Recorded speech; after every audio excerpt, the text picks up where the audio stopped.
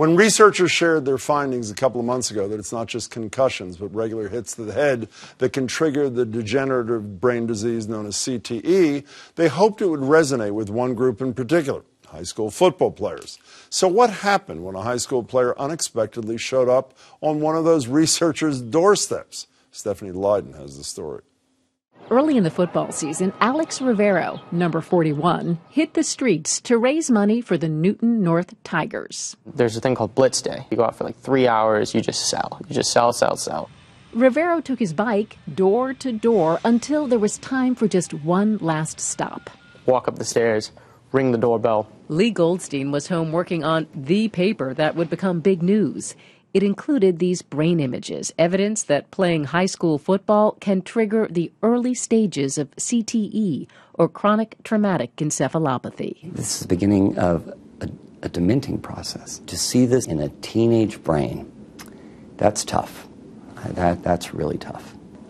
And there's this kid at the door. Hi, my name is Alex Rivero. I'm with the Newton North Tigers. And he's a teenager. We're trying to raise money for the football team. And he's a football player. And we're selling these Tiger cards. They're really great. They're discount cards. And I just laughed. I mean, I couldn't believe the coincidence of this. It could have been any random, dad who just came down the stairs like, oh, football, I used to play this. No, it was like the one dude who knows like probably the most about CTE out of probably like 99.9% of the world. Rivero didn't get a donation, but sitting on the front porch, he did get a preview of Goldstein's research months before it made headlines. And he starts telling me about how it's like not just concussions that are the problem. It's about getting hit in the head.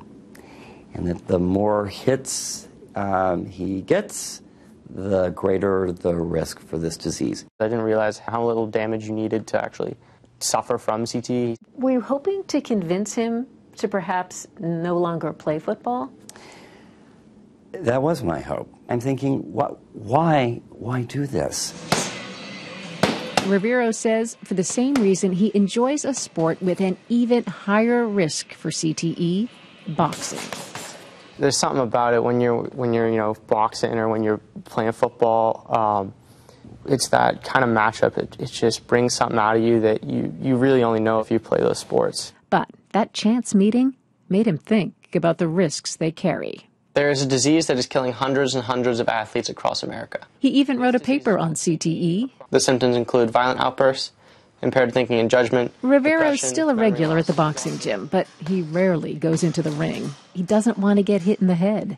So what about football? Kind of hard to, think about, but it's the kind of thing I'm still going to play. I'm doing what I love. I'm making friends. There's a lot of great experiences that I'm having from this. And how worried are you about developing CTE?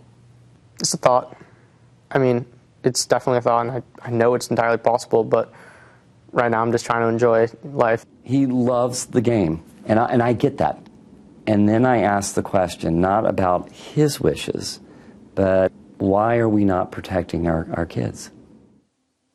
That's one of the strangest stories I've ever seen, Senator. Really, what are the chances, right? So does Dr. Goldstein believe we should end high school football altogether? No, but he thinks there should be some pretty radical changes. He says, for instance, rather than tackle football, he'd love it if Alex Rivero instead played some sort of high-level, aggressive flag football. Mm-hmm. Hard to imagine that going over with the kids, the coaches, the fans. And that's part of his frustration, that the science is here and the culture is somewhere else. He says it's a lot like the early days of research on smoking and lung cancer. When people weren't buying the connection, exactly. Right? Right. That early research people didn't necessarily understand or embrace. And when you think about it, it's taken generations for policy to be put in place around smoking. So he didn't change the kid's mind, right. Obviously, even though he got him to think. Does he regret? Does the doctor does he regret even opening the there door he was. and starting? No, I'm serious about that. Yeah, deep in thought. No, he said if another high school football player comes to the door seeking a donation, he would do the exact same thing. He would give him all the time in the world. He would not give him a penny for football, though. You can be sure of that. No,